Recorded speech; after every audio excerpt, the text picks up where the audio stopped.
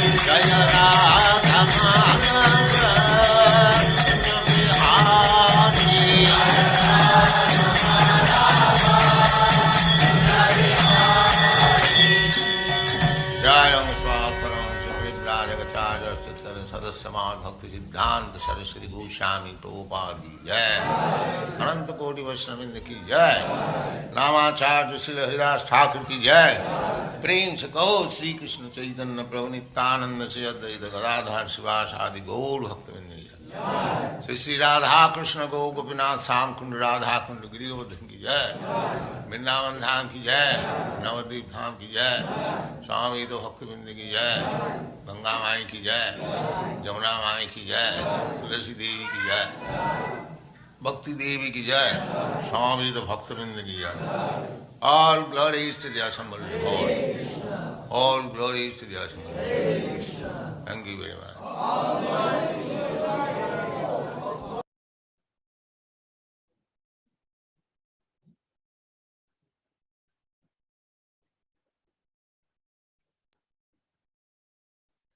Hare Krishna, Srila. Good to see you and good to have you once again. Hare Krishna. Hare Krishna. What time is there for you guys? It's 4 minutes past 11 my time. Morning time? Morning, yes. Okay, good morning. Haribo. Here is night in Mayapur Dham. It is not. Sri Chaitanya Mahaprabhu ki jai. Okay. So we're going to be putting How is the audio? very clear. Okay. Yes, Okay. very clear. If it's disturbing, please let me know, okay? Okay. Okay, good. Okay. Thank you very much for the invitation. Can we start? Yes, I'm going to put the message on the screen and then we start.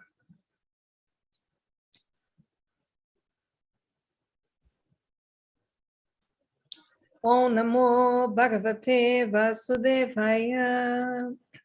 Om Namo Bhagavate Vasudevaya. Om Namo Bhagavate Vasudevaya. Narayana Namaskritya Naram Chaiva Narottamam Devim Saraswatim Vyasam Tato Jayam Udirayet. Reading Srimad Bhagavatam 1:13:48. I want to thank all of you for the invitation. It's a pleasure. Haribol. Tadi Tad idam bhagavam rajam eka atmatmanam swadrik antaro nantaro bhati pashyatam maya yorudha.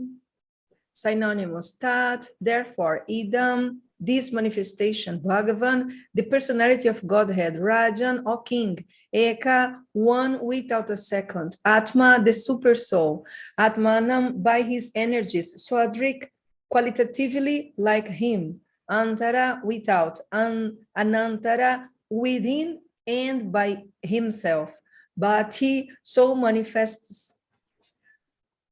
Pasha, look, tam, unto him only, Mayaya, by manifestations of different energies. Urudha appears to be many. Translation, by his divine grace, A.C. Bhaktivedanta Swami Prabhupada. Srila Prabhupada ki jai. Therefore, O king, you should look to the Supreme Lord only, who is one without a second, and who manifests himself by different energies and is both within and without. Purport. I'm reading the purport and stopping because, as I understood before, I'm reading here is complex. So I prefer to go by concepts and that Srila Prabhupada is presented and Siddhantas one by one, then read everything and then talk after, okay? Due to the complexity of the matter, okay? Okay, thank you. The Supreme Lord personality of Godhead is one without a second, but he manifests himself by different energies because he is by nature blissful. The living beings are also manifestations of his marginal energy, qualitatively one with the Lord, and there are innumerable living beings, both within and without the external and the internal energies of the Lord.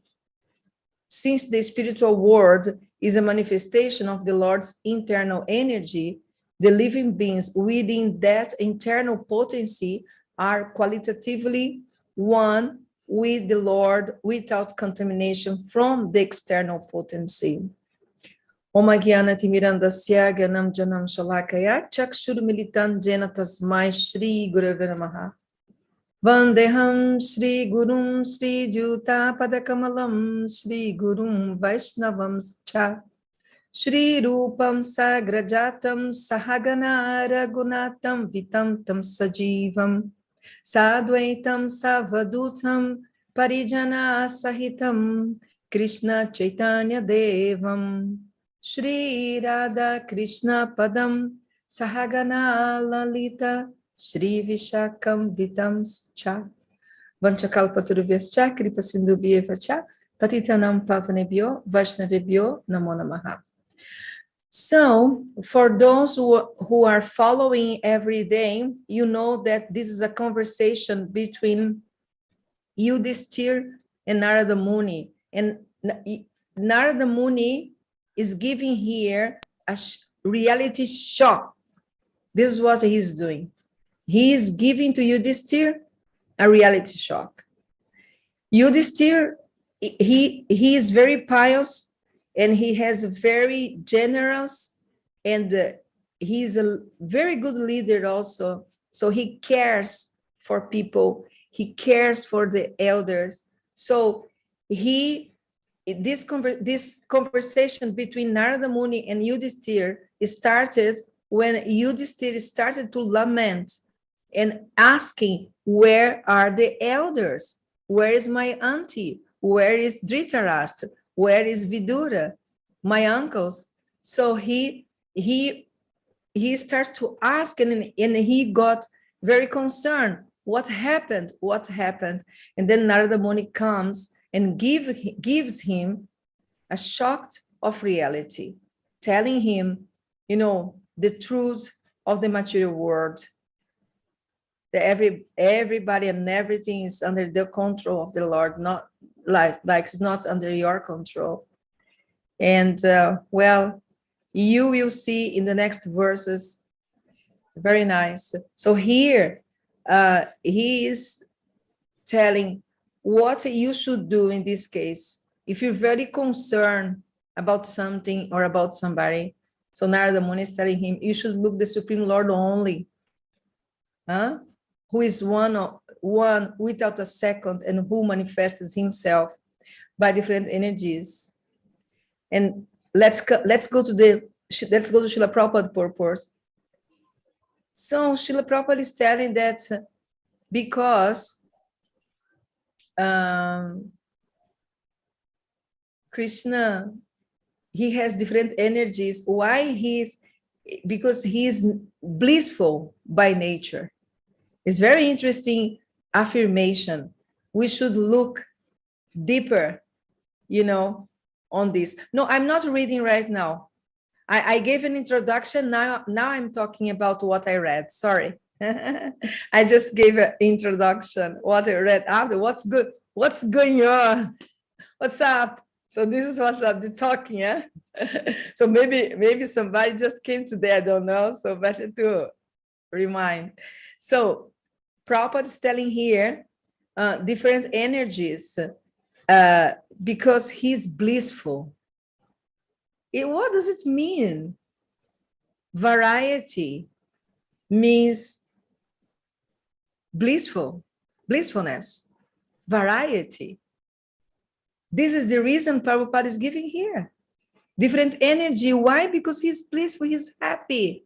So then he manifests different things with different people, different forms, different planets, everything different all the time. That's Krishna. And that's very interesting.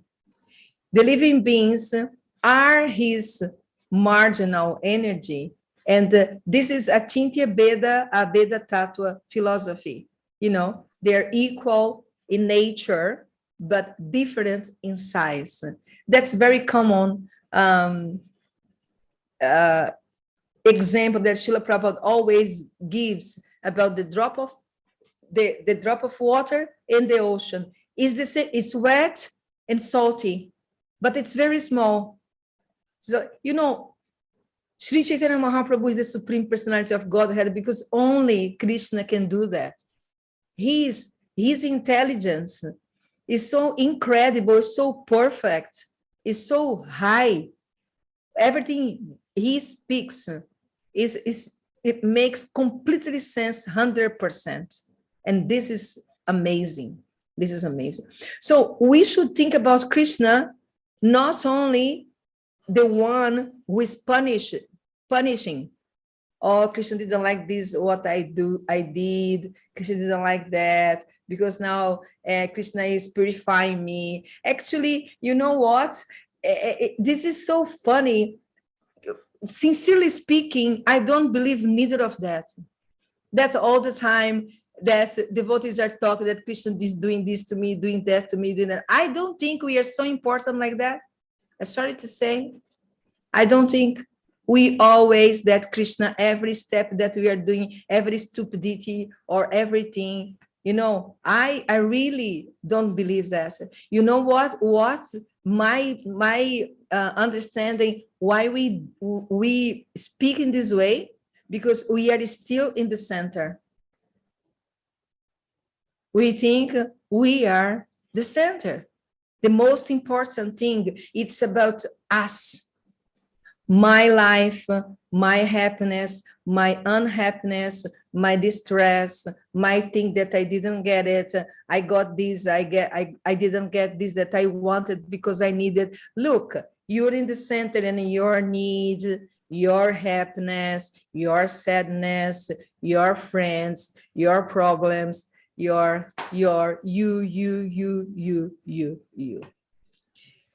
give an example. Jayapataka Maharaj, he said that he started to tell Prabhupada that he was the most fallen, the worst, the most blah, blah, blah, you know. And then Prabhupada said, you are not most anything. You're nothing. That's what Srila Prabhupada told him. So, you know, when we are telling that Krishna is doing this for us, we are thinking that we are so important. Then, come on, guys, we are not so important. We just conditioned souls.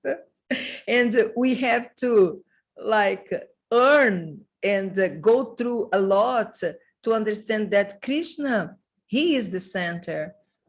You know, like, look, this is very interesting. What is telling here that we are equal in nature, but different in size. And it's telling here how Krishna is so powerful. And I was telling about Chaitanya Mahaprabhu, how he is so perfect. Sankirtan movement is so perfect for Kali Yuga. Who could give such process for Kali Yuga, considering all the problems that Kali Yuga is, all the difficulties? And then he gave, you know, he's not talking about deity worship. He's not talking about any other things, any other wing. Let's talk about that.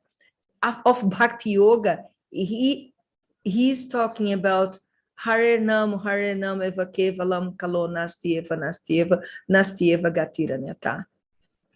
Or the verse that will come here in the Bhagavatam, 11th canto or 12th canto of Srimad Bhagavatam, Kalir Dosha Nide Rajam Astihiya Ko Mahanguna Kirtana Deva Krishna Sya Mukta Sangha Param Vrajet. Kalir Dosha Nidhe. Kali Yuga is an ocean of fault. O King Rajan. Astihiya Ko Mahanguna. But there is one very big quality in Kali Yuga. Kirtana Deva Krishna Sya. By doing kirtan, mukta sangha, you'll be free from material influence. Mukta sangha. Mukta sangha. Sangha sometimes is negative. Mukta sangha is translated but free from material influence. Param vrajet. And in the end of this life, you go to spiritual world. It's not talking about any other process. So I was telling that the intelligence of the Lord is so incredible. And instead of admiring it, instead of talking about that, we talk about our very small, little problems, little life in this material world. Of course, remember the Lord is the process. Shravana, Kirtan, Smaranam, but not only related to my happiness or my problems or my difficulties, not only related to that, but during the day normally remember Lord's kindness, potency, intelligence. And this only will happen when we are connected by chanting and by studying, reading regularly Srila Prabhupada's books, Acharya's books. I know we are not brahmacharis anymore. We don't live in the temple. This is not like that. We have jobs. We have so many things to do.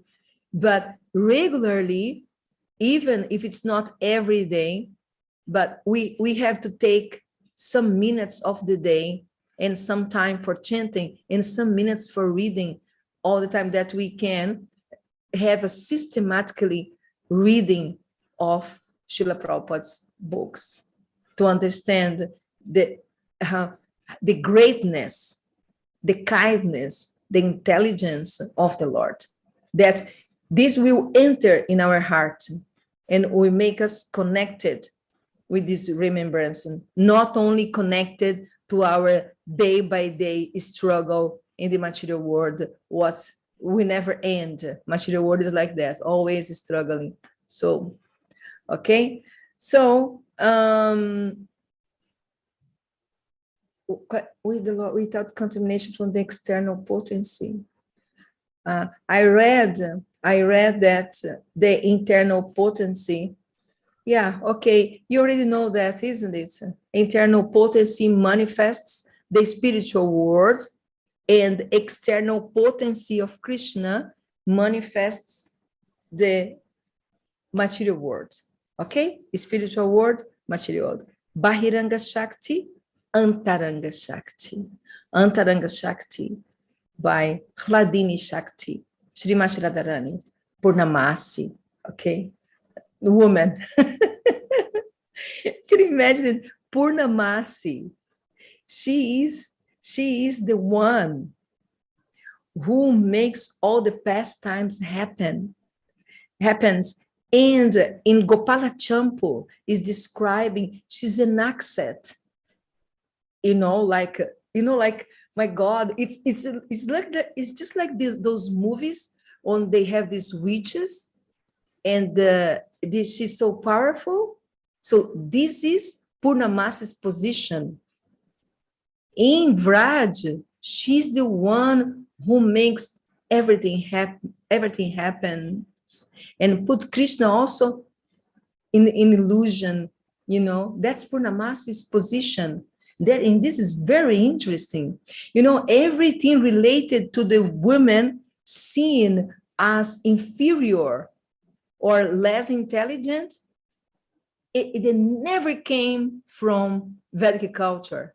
It has nothing to do with our philosophy, nothing to do with our books. Actually, female energy and male energy, they are different. They're different, and they combine to manifest everything. This is nothing to do with inferior. Like, I don't know if you know, guys, but India was under Islam for 800 years. And then the British came for 200 years, for 1,000 years. What they did is they were breaking all the gurukuls, all the culture, everything, you know. So this behavior that, especially in UP area, Uttar Pradesh area, you know, that they have towards women in India, this is not from Vedic culture. This came from Islam. It's just like why you treat women like that? No, they're inferior. They value less than a cow or camel. This is Islam. Can you imagine? All this craziness, it doesn't come because it has nothing to do. We are talking Purnamasi, we are talking Durga Devi. Look, guys, look, for God's sake, we are talking Durga Devi, material world. We are talking Radharani, spiritual world. We are talking Purnamasi. We are talking Subhadra, Yoga Maya. So, doesn't make any sense. This is female. This is all female. This is energy. Okay, so let's continue here. The second part, although qualitatively one with the Lord, this is purport, okay? Although qualitatively one with the Lord, the living being, due to contamination of the material world, is pervertedly manifested, and therefore he experiences so-called happiness and distress in the material world. Such experiences are all ephemeral and do not affect the spiritual soul. Okay, this is an affirmation. Whatever you are feeling, it doesn't affect the soul. Distress or happiness, the soul is covered. Okay? So when somebody says, because my soul is so happy, or my soul is sad, or blah, blah, blah, related to the soul, nonsense. The soul is covered. The soul is not being how can I say, the soul isn't affected. It's completely covered. It's sleeping, and will wake up by Hare Krishna, Krishna Krishna, Hare Hare, Hare Rama, Rama Rama, Hare Hare. Jeev jago, Gora Chandra bole, Kotha nidra jao maya, Pishachira kole. Isn't it? Jeev jago. Wake up, wake up. Lord Gauranga is calling. Gora Chandra bole, Kota nidra jao maya. You are sleeping in the lap of Maya, in the lap of Pishachira. Pishachira means witch. Okay? So this is what happens with the soul. Soul is inside and it's covered. The perception of such ephemeral happiness and distress is due, this is purport. The perception of such ephemeral happiness and distress is due only to the forgetfulness of his qualities, which are equal to the Lord's. Okay. So when a spiritual soul is awakened, connected to Krishna, and self-realization means that you remember that you have nothing to do with this material energy and what's happening around you. You have nothing to do with that. This means self-realization. So here is telling that when you remember who you are, a spiritual soul connected to Krishna, then you will not have happiness and sadness. only bliss. It's different. Happiness is some sensation, and bliss is a different thing. Okay? There is, however, a regular current from the Lord himself, from within and without, by which to rectify the fallen condition of the living being. From within, he corrects the desiring living beings as localized Paramatma, and from without, he corrects by his manifestation the spiritual master and the revealed scriptures. So here is telling that from within, he corrects the desiring living being as localized Paramatma. As Paramatma inside the heart, you know, in Bhagavad Gita is saying the two birds, they are talking. So as Paramatma, he corrects the living being from inside. Try to manifest that. And from outside, he guides with the spiritual master and Shastras. Spiritual master and Shastra. Actually, I think Radhanatha Swami, he said that because we, instead of hearing Paramatma, we hear the mind, then this is the reason why we have Shastra and Guru, because we are unable to hear Paramatma. So then we have Guru and Shastra to guide us, okay? Continue to read the purport. One should look unto the Lord. One should not be disturbed by the so-called manifestations or happiness or distress, but he should try to cooperate with the Lord in his outward activities for correcting the fallen souls. By his order only, one should become a spiritual master and cooperate with the Lord. One should not become a spiritual master for one's personal benefit, for some material gain, or as an avenue of business or occupation for earning livelihood. Bona fide spiritual masters who look unto the Supreme Lord to cooperate with him are actually qualitatively one with the Lord, and the forgetful ones are perverted reflections only. Yudhishthira Maharaj is advised by Narada, therefore, not to be disturbed by the affairs of so-called happiness and distress, but to look only unto the Lord to execute the mission for which the Lord has descended. That was his prime duty. Okay, the purport finishes.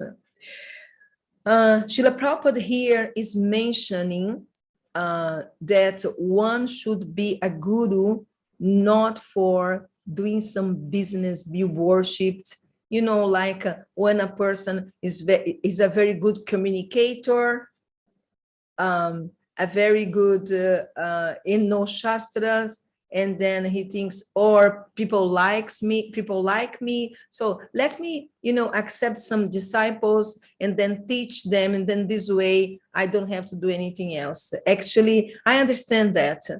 Be a guru is a call. It's a call for something very unique, to higher connection. And somebody should give you this duty, not you give to yourself.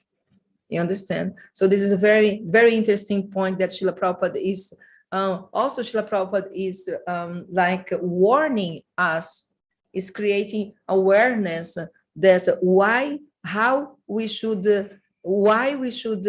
if it's possible to be a guru, that's what you should do when you are a guru, and the reasons, the motivations, your motivations, what should be your motivations. So this is very interesting. Not who is a guru, a spiritual master should not be concerned about, oh, okay, how can I live now? And this will be very good for me because, you know, I have a good house and good cars and money and donations, blah, blah, blah, blah, blah. Okay? And then between Yudhishthira Maharaj and Narada Muni is acting as a spiritual master. He comes and then he's enlightening Yudhishthira. He is not motivational speaker here. And he's not a psychologist, neither. He isn't, neither of them. He is a guru. He's telling, look, this, you should not think in this way. What's the reality? This is the reality. And then he is telling so many verses about what the material world is and why he should not pay attention to that and why he should not be disturbed by happiness or distress. This is Narada Muni's position. He comes and he's enlightening him for his self-realization. He's enlightening him for spiritual knowledge and for the next lives. Not like that he is just, trying to, okay, everything's okay. I know you love them so much and they were so good. Like, yeah, his mother could say that, his auntie, his friends, but not the guru. That's very interesting point also. You understand? Because maybe people don't like when you say you give such a reality shock. They don't like. Why? Maybe it's not your position to say such things. They don't expect. So the people say, who are you to say this to me? Who are you to preach this way to me? They can say like that. So we also should be careful if this is our position to say to somebody such heavy things that Narada Muni is saying. For example, if you are in the Vyasasana and you have to tell the absolute truth, and then you tell this, but maybe as a mother, as a father, or a friend, maybe you do something else, isn't it? You do some encouragement, you do some support, and this is possible, I give you an example. When Yashoda lost Krishna for the Trinavarta demon, I don't know exactly all the names of the demons and what they did. I think it's Trinavarta that he was flying with Krishna in the sky. So, what happened, a sandstorm was happening and nobody could see anything. It was all of a sudden, and Yashoda, Krishna was in a house, crawling in the house, and then with all this sandstorm, she couldn't find Krishna, and then when it disappeared, like more or less, and then she looked everywhere, and Krishna was not there. So when Yashoda understood that Krishna was not there, she was devastated.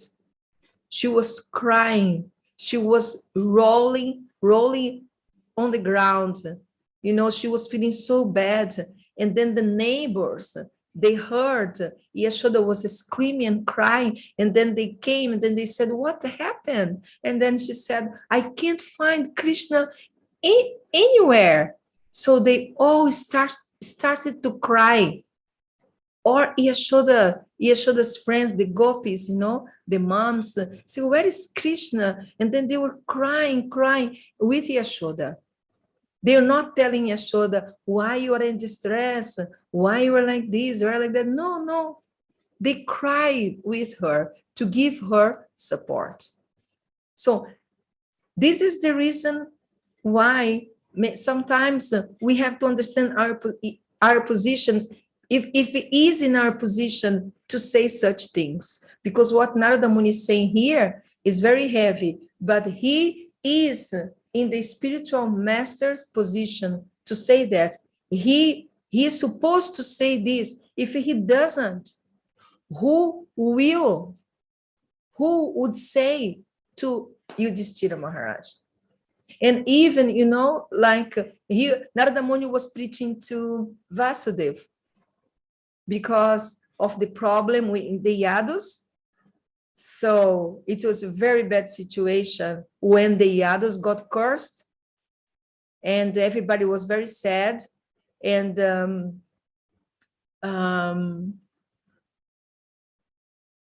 Vasudeva was lamenting, and then Narada Muni came, and then he was preaching to Vasudeva. So he is a guru, but who else was doing that?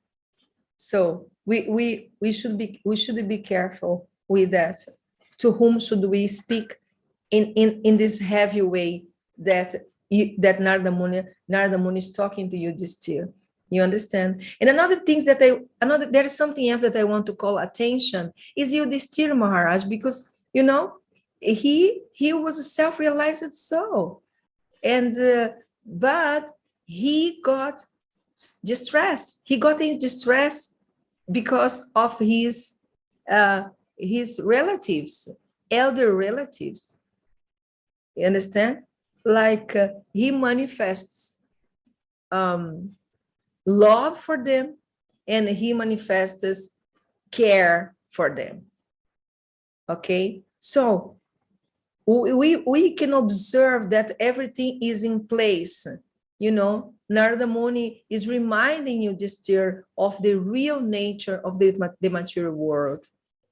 Don't worry, don't worry, everything is under Krishna's control. That's Narada Muni, and gave so many examples. But Yudhishthira, as a leader, he was trying to protect and understand what was happening with them. That's his position too. That's his duty. And Narada Muni is this. There is nothing wrong with Yudhishthira, nothing wrong, and nothing wrong with Narada Muni, isn't it? Nothing wrong with anybody. They are, doing their job in their position. So I think this should be also observed, that maybe when we do things, maybe we are not in the position to do that. I want to share something about Mayapur, because Mayapur is a very big community with 1,000 with 7,000 devotees, and 1,000 devotees here are foreigners, and 7,000 they are Indian background, and it's a very big community of 8,000 people living all together. So how devotees relate to each other, how they talk to each other. So in the past, one devotee told me, look, if you are not authority of this person or parent, you can't correct this person. You have no rights to correct, according to the Vedic culture. If the person is not your a student, or under you for any reason, or is your relative, your parents, you can't correct. So maybe it could be an answer, and a formula for peace between the devotees in the community. Only those who have the power to correct, they should correct or instruct, and not everyone. And people, many times they don't like, also they got upset, they don't understand the instructions, so why to give if they don't understand? Many times make friendship or just be an example is very good, is better than anything else. Okay, so this is what I want to say, and I want to give time for question and answer and comments. Please be free to open your mic and speak if you want any comments or questions. Yeah, this is the verse. Therefore, for those who came after the class, I will read the verse again. Therefore, O King, you should look to the Supreme Lord only, who is one without a second, and who manifests himself by different energies and is both within and without. This verse is spoken by Narada Muni to Yudhishthira Maharaj, because he was concerned when he figured out that neither Dhritarashtra or Vidura or the wife of Dhritarashtra were there.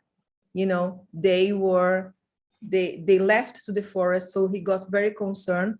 And then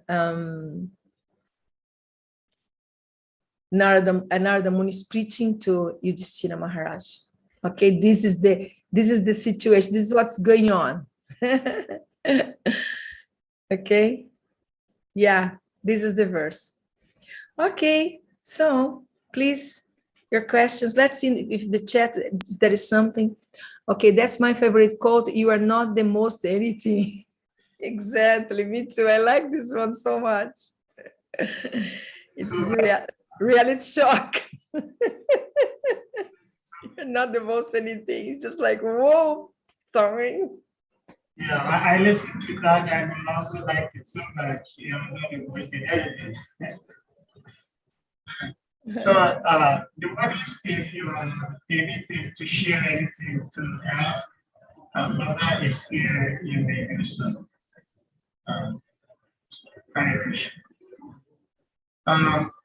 Well, thank you again for the class. You were talking about Vedic culture when you were talking about the number of people living in Maya, 8,000, 1,000 foreigners, and you only advise or try to correct if you are in a position to do so.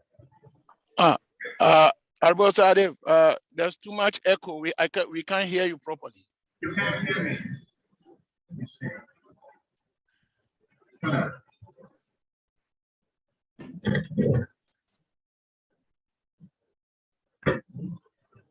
Can you hear me now? Is it better? Yes, now it's much better. Yeah, it's much better. Yeah. Okay, thank you. Right. So what I was trying to say is that when I tried to show you were talking about number of people living in Mayapur, 8,000, out of which 1,000 foreigners. So everyone has to correct someone when someone goes wrong, and there could be a problem. So only those who are in the position of authority can correct, which makes sense, but in another sense too, it does not help. Because me being an African coming from Africa, it's changing. But in those days, wherever you live, the people around you automatically become family members. And so when I do something wrong, when my parents are not around, the next neighbor can discipline me, even though I'm not his child, but they can discipline me. And when my parents come home, he will report me to my parents. And my parents will thank him for disciplining me, you know. But these days it's dying out. And if one cannot correct somebody because he's not in the position of correcting such a person, then how do we try to beat down all these different challenges we have? Because somebody will say, well, I'm not in the position to correct, so I just keep quiet. I close my eyes, I don't see it. I close my ears, I don't hear it. And maybe the person who is in a position to correct is not even around. And even when he's around, he's also quiet. We see that so much in our movement, which is very unfortunate, that people who are in the position to correct do not correct. And even when they have to correct, they are biased because they are conditioned souls. We are all struggling. So in this case, what do we do? Yeah, I understand you. It's very disturbing when somebody who has a duty don't do their duty. It disturbs everyone. It disturbs all the community. But if he is not doing his duty, it doesn't mean that you have to do his duty. It doesn't mean that. You understand? Because in the last, the point is about the self. It's a self-realization process. You understand? So if you disturb your sadhana, your relationship with others, because somebody else is not doing their duty, so that's not a good position to be. That's my realization. Because then, you know, if also when you give instruction, if a person doesn't take it right, like Prabhupada said, you know a fool when you give them this full instruction, and instead of becoming grateful, they become angry. So Kali Yuga is very difficult, and then people misunderstood you, they get angry at you for something good that you are telling them for their own benefit, isn't it? We know that very well. That's old. But the point is, so, you know, it's a question of mindset. You understand? Because if your mindset is fixed in knowledge, and what's the knowledge? Knowledge means that your duty, you should not do others' duty, according to Bhagavad Gita. According to Bhagavad Gita, you don't do others' duty. It brings unhappiness. That's the knowledge. That's the Siddhanta. So if you follow the Siddhanta, you'll be happy, you'll be self-realized. If you don't follow the Siddhanta or the order of Krishna, you get in trouble. But those who are not doing their duty, they are in trouble. But if you do their duty, you'll be in trouble. You understand? So what can be done in a practical way? You can write things. You can try to educate people by programs like that you are doing right now, that I'm also doing, trying to enlighten them, you know, not personally, but in general.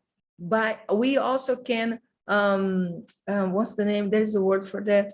We can also create programs of education, etiquette, Vaishnava etiquette workshop, you know, manners workshop. We can create a lot of things, you know, but not something that's not our duty. And instead of enhance the environment, we'll just, you know, like damage the environment and relationship by doing something that's not our duty.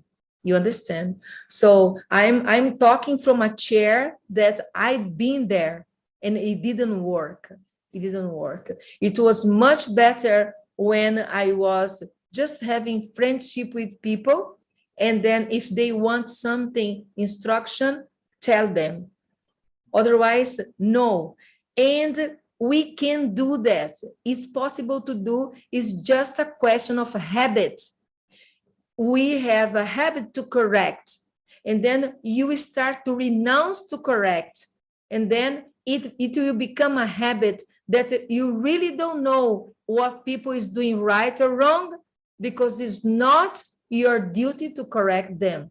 So then it's a bad habit that we should give it up.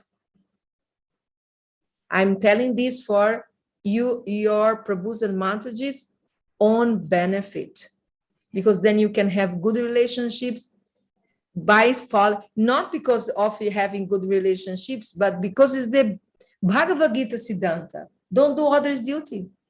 If you are a coordinator or Bhakta leader or temple president, that you have to do, you know, but if it's not, so why to do? You understand? I hope it's clear. Any more question or comments? Thank you. Thank you. Any question from anyone? Yeah, Hare Krishna. Hare Krishna, Hare Chakra Prabhu. Yeah, my question is a follow-up of what Sadev was asked. I mean, Sadev was, referring to the typical African community. In a typical African community, it's like if even you live in the village, everybody in the village is like part of the family, of the bigger family. And that anybody can correct any child if the child is like going astray. And once somebody corrects the child, even the parents will be so grateful. And they'll even go to the extent of going to the people who chastise their child and appreciate it and thank them for doing that. So now, if we are also saying that we live in a spiritual community, and that because of what? Because we want peace. If even somebody is doing something and you are not in a position of authority, then you can't correct the person. That one, it baffles me a little bit. So maybe you can throw more light on it. Can you repeat, please, the end? If someone what? He was saying, am I clear? Not sure. It was a bit witty, but he was saying that if you can throw more light as to what we can do in a situation whereby only those who have the rights to correct can correct. Your audio is not good. Sorry. Hari Chakra Prabhu's audio is better. Hari Chakra. All right. So the question I was asking is that I said, like Saadev asked, Saadev's question was that, like in a typical African community, yes, the whole village. Yes, I understood that part. Okay, the whole village have the right to correct. So okay, my question is, if we live in a spiritual community, yes, and we don't have the ability, the ability to correct unless we are in a position of authority. That is what I say. It baffles me a little bit. So that is what I wanted you to throw a little bit more light, because okay, I have a question. You told us now that it's just like in the African village, because you know, like you were different countries, different continents, they have different behavior. I'm talking about Mayapur and international community. You are talking from African village. My question is, I have a question. My question is, people understand the correction, they learn from the correction, they like to be corrected or not in the Hare Krishna community, not in the villages. How they react to the correction? That's my question. Bad or good? Oh, okay. So your question is in the Hare Krishna community, how do they react? How do they react to correction? Yes. Yeah, I know. I've been in a bit of some communities in the Hare Krishna communities, and I know some devotees take it wrongly. They don't want to be corrected, and that's why my question is, what are we doing as devotees for us to come to the level where we understand that once we live in a community, then we are like we all become like what do we call it? Like a village, like a family, that if you do something and somebody comes forward and say, hey, Prabhu, this thing you did is not right. How are we going to learn how to come to, compromise, how to come to understanding that we are all living together and that everyone is our well-wisher? Hence, once we get corrected by someone, we should take it in a good faith, rather than taking it in a bad way. You know, how a person come to this understanding? By being educated, by having sadhana. If they are wild, they will react badly, like Prabhupada said. Prabhupada said the fool reacted how? They get angry. Okay. So how to correct that? By educating the community. People come, they start, if you have a Bhakta program, if you have a coordination, like anywhere else, you have to educate. Like, you know, I was a group leader here in Mayapur, and people come to do service in my department. And the first thing was, what books are you reading right now? And for my surprise, many of them were completely messed up in their reading of Srila Prabhupada's books. They don't know from where to start. They were reading 5 books at the same time, or they being a very new devotee, they were reading books that that was not Bhagavad Gita or Nectar of Devotion or Science of Self-Realization or Prabhupada learned something else that they didn't understand. So I got them reading systematically Prabhupada's books, advancing spiritually, being purified. So then they will be more civilized.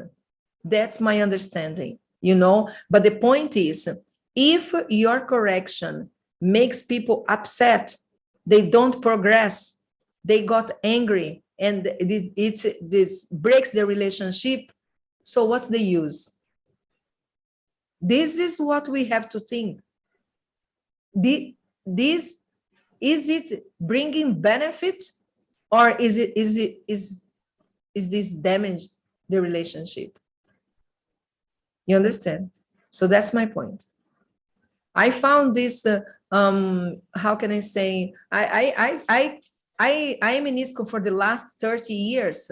So when I arrived, devotees, they were okay with correction. You are a Brahmana, you are non-initiated, you just educate and tell people, you know, do like this, do like that, that's better. Or even sometimes it was not so lovely like that. I got so much chastisement. Don't do this, come here. Oh my God, you know, screaming at you like anything. You understand? But I have love for those people, never got upset with them, you know, but I observed that things changed.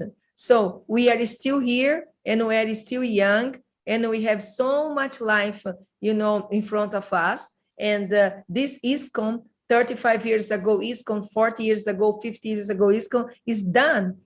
This is new ISKCON, and in new ISKCON, people don't like to be corrected. And we should be very careful to keep us in peace. It's not about them, it's about us. Because I felt that my life is much better when I really don't care if it's not my duty. You understand? Yeah. And then if you have a need, to teach others, then you can prepare workshops and teach. Like I have a need to teach, so I prepared Sikshastakam workshop. I prepared Nectar of Instruction workshop. And then I gave different workshops to people. You understand? So this is what I hope it's clear.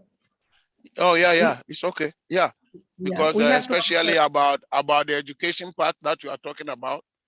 Yeah, definitely. It makes sense.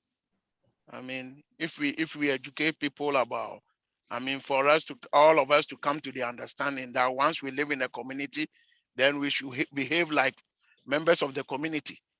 And in this way, then we can understand when there is a chastisement, we will take it in good faith rather than taking it in a grudging mood. Yeah. Thank you. But for that, the person should be purified by knowledge and japa. If they are not, they will react badly. So, you know, when a person is very raw, we just, Hare Krishna, what have you eat for breakfast? Are you happy? Is your belly full? I'm sorry. I learned that, you know, it's just like anything. And, you know, they're just happy to live between devotees. And then one day, maybe they take it seriously. We don't know. But I can tell you, sure, Hare Krishna. Thank you so much for the elaboration. But I have a stance, and I want to share with you and the devotees. So, Sahadeva, your audio is very bad. I don't know how can you fix that? Try to fix that. Okay. There is a Mitra Vinda. Please go ahead and ask. She has. Try to fix your microphone. Yeah. Okay, Mitra Vrinda, please. Unmute.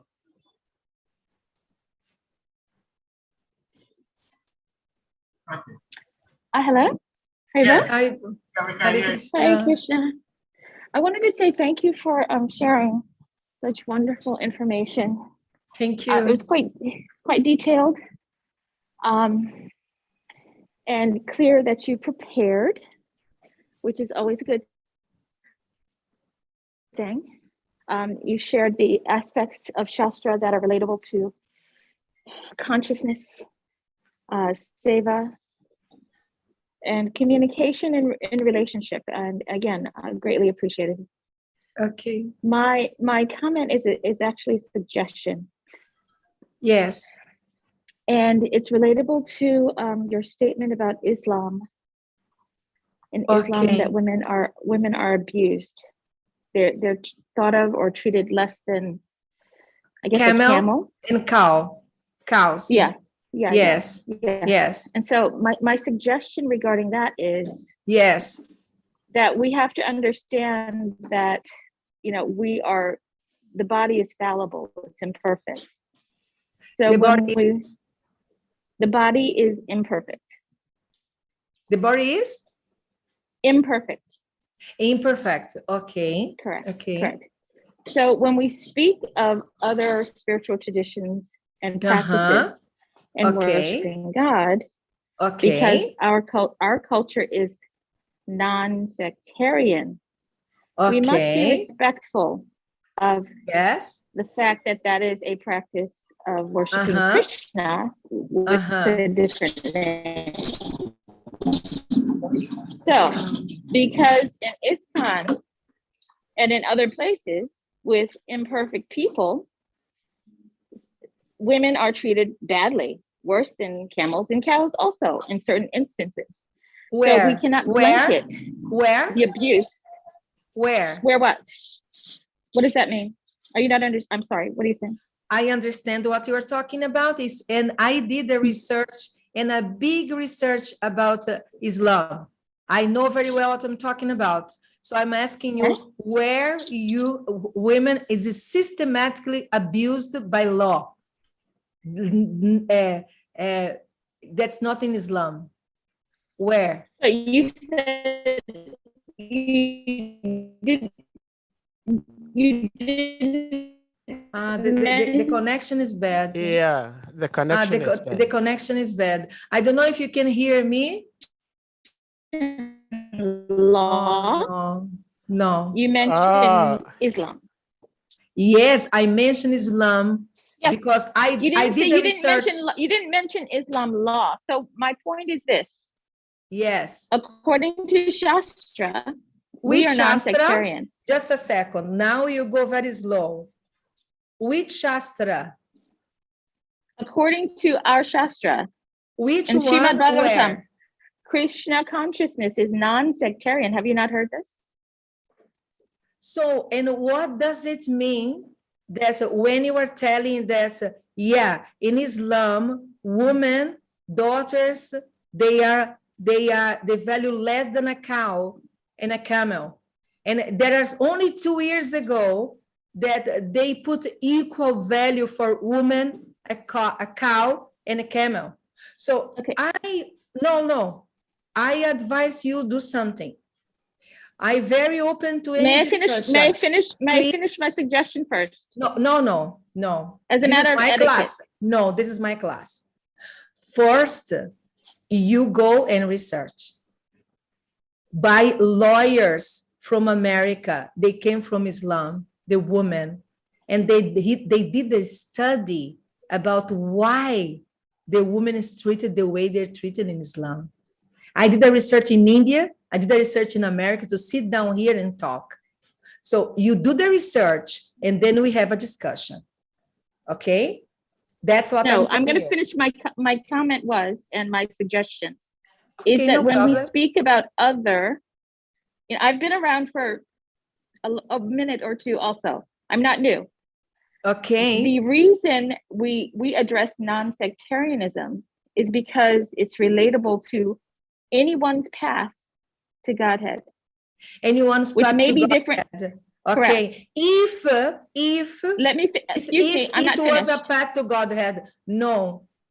If you were telling me that Islam, if Islam is a path to Godhead, so your research is too small. There is no point of it talking. Point is what they do with children, what they do with women, what they do with others. We here in Mayapur, we have Muslim people too. They are nice. They are nice. They work for ISKCON. They work for ISKCON. But Exactly. they are taught in school to hate people that are not from their religions. And that's true. And this is, this is the point. This is a very important point. You should, I think, what I research is very authorized by women, by lawyers, by people that came from Islam. So then I think you do the same, and then we talk about it. But I feel the need. It cannot be discussed when there's not etiquette. The first thing is that when you speak, I wait, and then I should speak. That's etiquette, and that's communication. The second thing is I live in America. I was born and raised in America. Okay. I accepted Krishna consciousness through my guru, Bhaktivedanta Swami. Okay. Through his guru, Srila Prabhupada. Uh-huh. I work with, I'm friends with, I have shared Krishna consciousness with people who are doctors, lawyers, and many, many women, to include people that I work with who are of the Islamic faith.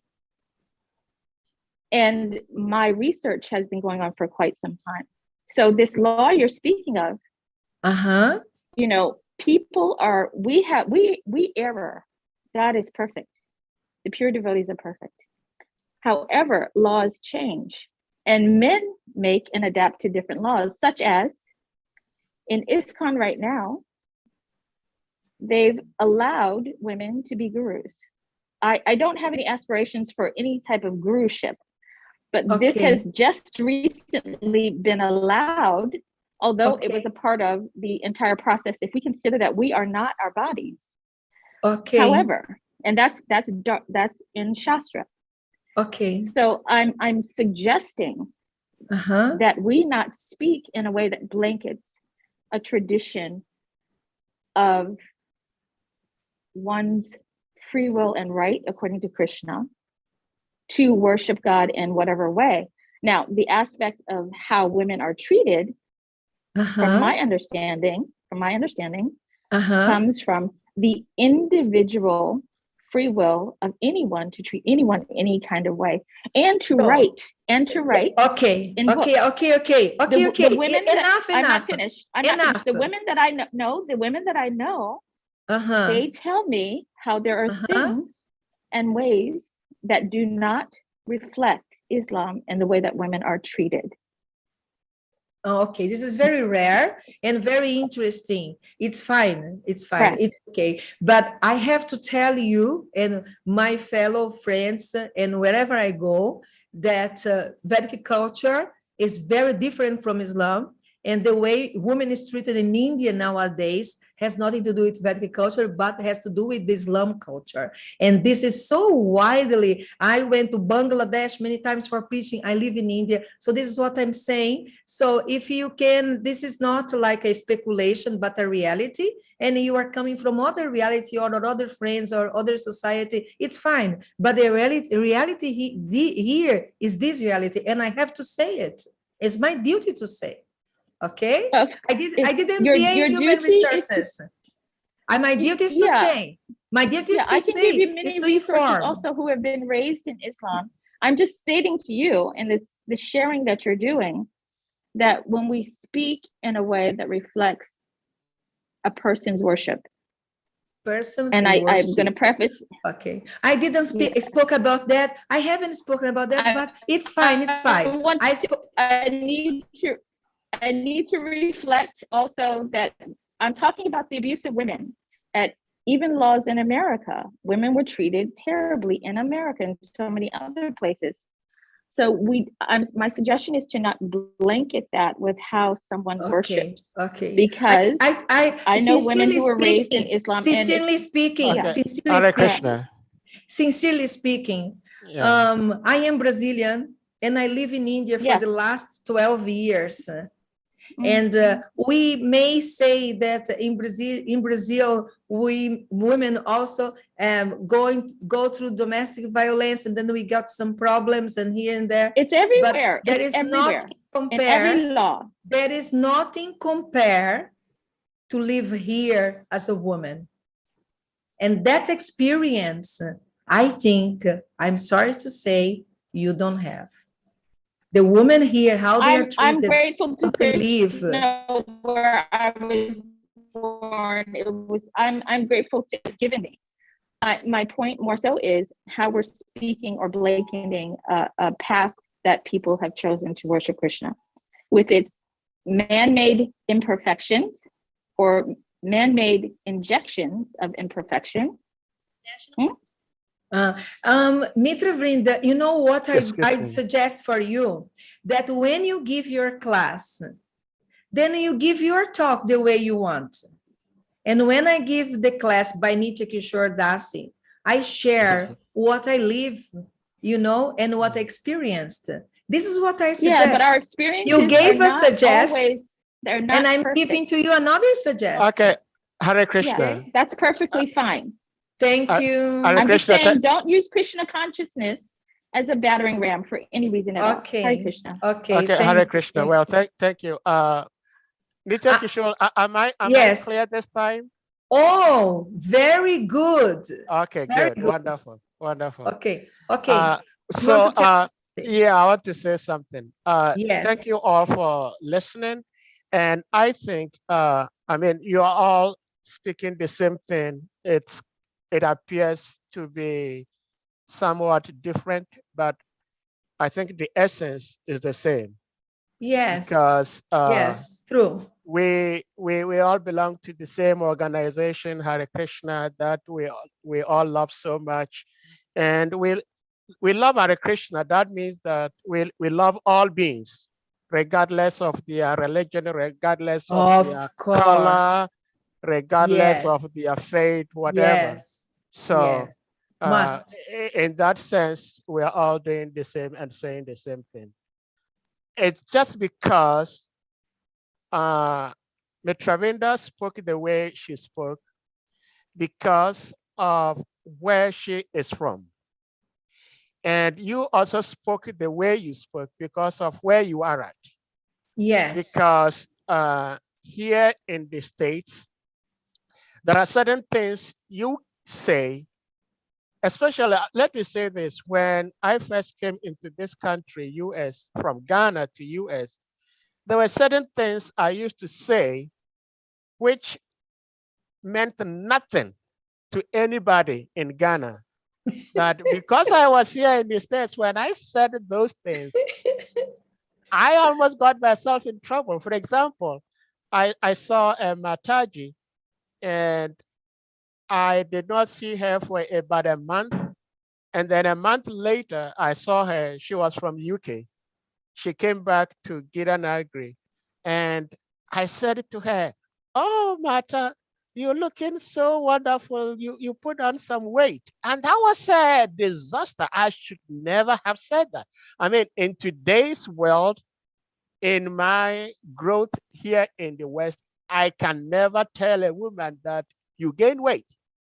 But in my culture, during those days, it was a pride for someone to tell you that you gain weight.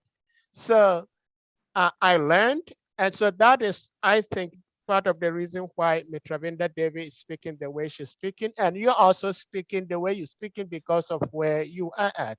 So we are all having the same goal that I'd like to add another thing is I didn't speak about the religion, but there was a colonization, 800 years colonization, and this colonization had an effect in Indian society. So when we heard Kunti, all the glories of the gopis and all the Vedic culture is, and then when we see how women is treated and all the things related to women in India, and then you think, my gosh, from where it comes from? My whole life concern was trying, by living in India and holding down for 12 years, I understood there are things that are missing pieces in our understanding. So I endeavored to try to understand, but why this is happening like that? To try to explain so there will be no contradiction in the devotees' head.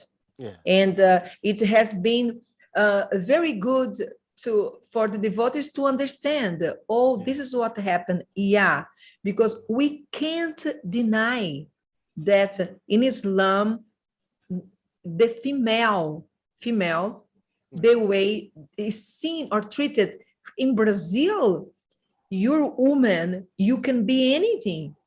Yeah. You can be a doctor, you can be a lawyer, you can study, you can get a bus, you have freedom, you understand? And then somebody can say, oh, this freedom brought this and this and this and that. But without a human being, without freedom, it doesn't matter the gender. Yeah. It's very sad. Yeah. It's very sad. Yeah. It's rather unfortunate that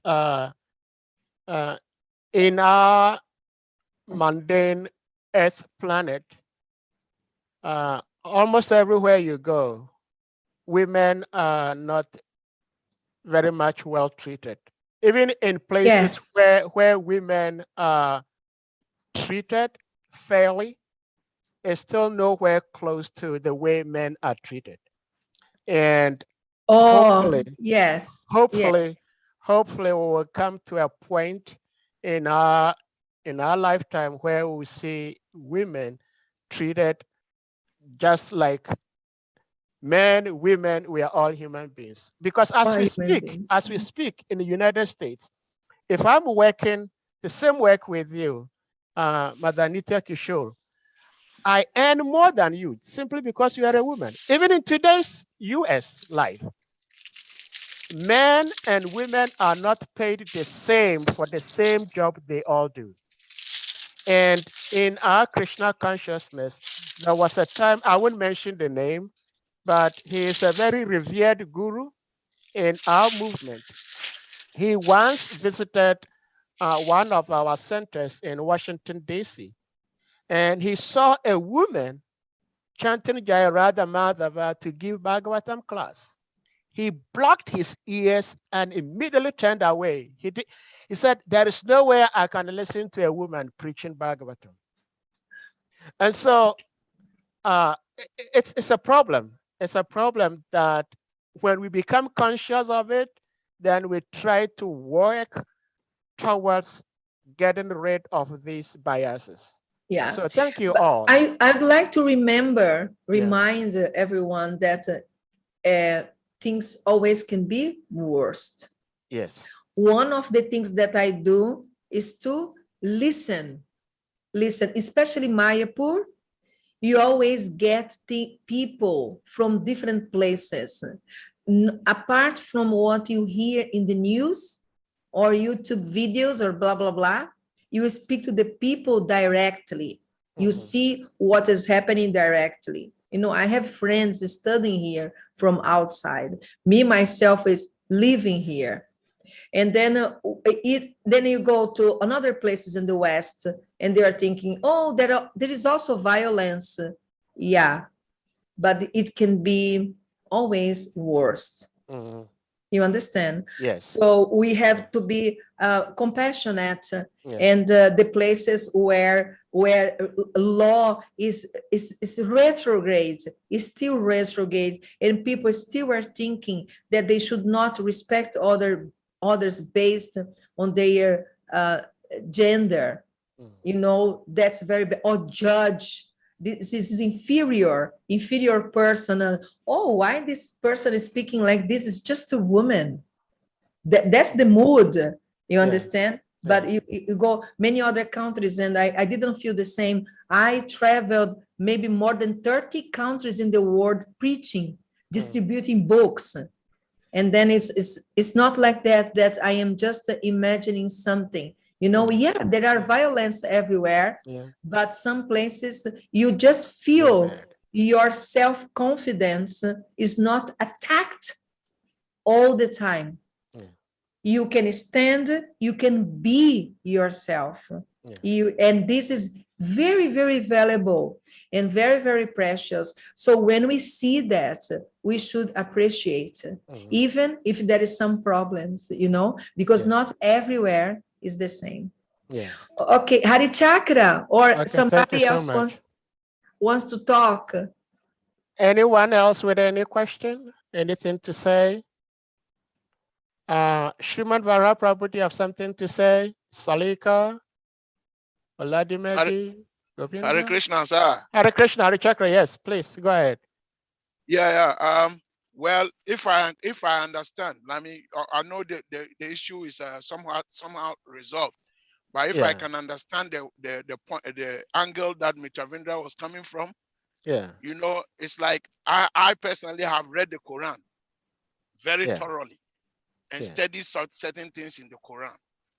And there are certain things that is being practiced in some of Islamic cultures, which is not approved in the Quran. Exactly. It's like when the Quran talks about Hajj, a holy war. The way people interpret the holy war is nowhere near what the Quran says about holy war. Yeah, that's interesting. What Hari Chakra is talking is the same what the lawyer that I studied was talking. It's completely different, because Completely when the different. Quran talks about holy war, the Quran was saying that if you are in a place of worship and somebody attacks you, then you have to fight the person with your life. And in the course of defending or fighting in the name of Allah, when you die, you will be promoted to the heavenly kingdom. He's talking about when you are in the holy place and people attack you from there, because during that era, people were attacking them even when they were at the place of worship. There is nowhere in the Quran that says that you can pick weapons and go to somebody's country and go and kill them and still is considered a holy war. There is nowhere in the Quran, all the 114 surahs, there's not a single one that I've read that make that pronouncement. So what I'm saying is that, of course, sometimes some people will be preaching like the way people treat women. Well, I have not read it. In the 114 surahs that I've read, I have not read it so far anywhere that women are supposed to be like treated like low-class entities. It's like the biblical quotation that says that Christ is the head and the man is the head of the family. And you see, that quotation, some priests interpret it to subdue women. But that is not the interpretation. You know, so my point is that sometimes some people interpret the scripture to suit their own whims and caprices, and in that way, it makes the culture looks like it's an outdated culture. It makes the culture looks like weird. So, like the angle I was understanding that Mitravendra was coming from, that maybe she had talks with some Muslims who actually preach maybe the real ethics in the Quran to her, where she comes to understand that the women are not supposed to be treated like this. But if you go to the Islamic cultures, definitely you see it, like what Mata is also saying. Yeah, NITYA KISHORE. Yeah. Yeah, you see things happening in some Islamic cultures that they abuse. I mean, it's so abusive, it's so disgusting. It's incredible. It's something that never should be spread. And I feel so sorry for all these people. Very, very sorry. It's so sad. So it's the distortion of scripture. Yeah. We cannot even deny it even in our Vedic system. So sometimes people misinterpret our Vedic literatures. Yes, of course. Their own whims. Yes. Which is nowhere near what the Vedic literatures are saying. Yes. And makes people suffer because of that. Obviously, In the name of religion, you make people suffer. Yeah. Yeah, so we should fight against that misinterpretation and bring light to the matter. Like I told you, Purnamasi, Tarani. So like, what do you mean by? And then you have Vasudeva, and you have Gargamuni, the astrologer. They are all personalities. They all together. They all in their own role. You have Yashoda, and then you have the Gopis, and then you also have the Gopas, and then they all happy in their own role. Nobody is treated bad or inferior, and of course there are superiors, but it doesn't mean that because you are superior, somebody else has to be mistreated or disregard or dismissed. This is something that we have to remind ourselves about reality. That's reality. It's not only like, oh, because we have to treat everybody equal. No, it's just reality. This is spiritual world reality. This is Krishna's reality, that the female and the male, they all powerful in their own roles. Their own roles, their own position. How the scriptures say so many amazing things about Yashoda's position, Krishna's mother, that even Brahma, Shiva, the big demigods, they don't have a clue about what Yashoda is and what she experiences, and she's in a woman body. So this is very, very female energy. Very, very interesting. This is spoken by the acharyas. Vedic culture is incredibly balanced, incredibly fair, incredibly like a very, very high thing. This is what we should. That's my what I'm reminding everybody, more than against something. But we should be very careful. Okay, so thank you so much, Mother NITYA Kishore. It's 10 o'clock p.m. your time. It's quite late, and thank you so much for staying up and sharing Krishna consciousness with us. You know, I personally, I truly admire a class that incites people to ask questions. That's good. Yes, I like this. You know, I like this. Let's exercise our intellect. Let's put our reality or our thoughts there, and let's discuss and bring this to life, not apathy. Apathy or yes sir, yes everything. I'm sleeping and I really don't care. No. So thank you so much. Hare Krishna. Okay, Hare Krishna. Vancha kalpa tarubhyascha kripa sindhubhya vacha patitanam pavanebhyo vaishnavibhyo namo namaha. Srila Prabhupada ki jai. So fellow devotees, please unmute and then we chant Hare Krishna to express our appreciation for our speaker today. Jai. Hare Krishna, Hare Krishna, Krishna Krishna, Hare Hare, Hare Rama, Hare Rama, Hare Krishna. All glory to the grace, Nitya Kishore Devi Jai. Thank you. Iscom África ki jai.